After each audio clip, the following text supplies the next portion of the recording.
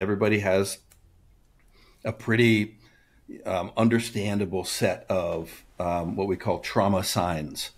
If you're addicted, if you're depressed, you have a lack of belonging.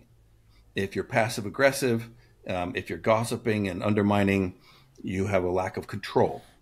If you're dealing with sadistic, masochistic, martyrdom, punishment, bullying, there's a lack of getting results in your life. And if you are tyrannical or a weakling, there's this lack of vision in your life. Those four buckets are the big roles that exist within all of us. And those are the trauma signs when people are dysregulated. So when somebody's expressing that, they don't know they're offline. They don't know if they're in an activated state. They're simply being that. Oh, I'm addicted. I'm an addict. Like, no, you have a lack of belonging and you're offline. You're not in a regulated place. So that same engine that puts us offline, we have the ability to put it back online. And that's the very heart of resiliency, is how you get yourself back online. And how would you do that with some clients? Like you can choose whichever clients you'd like, but what is your, I guess, go-to process that helps people come back online to be within themselves? Yeah, there's a tremendously battle-tested list of resiliency practices. One of them, when you're offline, your breath is short and shallow because you're oxygen loading, you're preparing for something. So slow, regular breaths will put you back online because you are now telling your body that you're in a relaxed, safe place. Your body goes, oh, so we don't need all this cortisol? Let's dump some serotonin into the mix. Right. And so this is box breaths. No. Which is box breath is inhale 4, which is much slower than we normally do. Hold for 4. Exhale 4. Hold for 4. Inhale 4. A couple sets of those box breaths of 4, 4, 4, and all of a sudden you're like, oh, things aren't so bad because you're back online.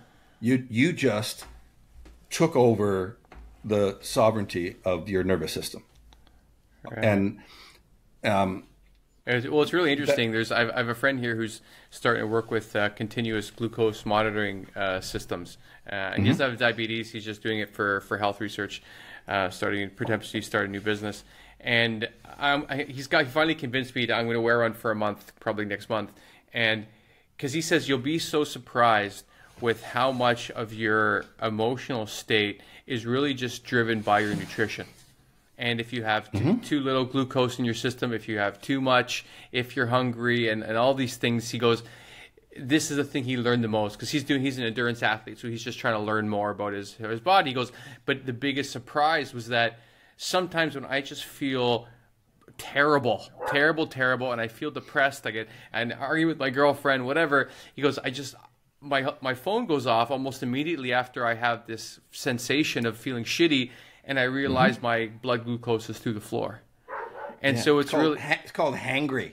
Right. Yeah. But the idea is that we go into these different states, and it's really interesting that you could help breathe your way to a better frame of mind, so you can at least troubleshoot some of the things.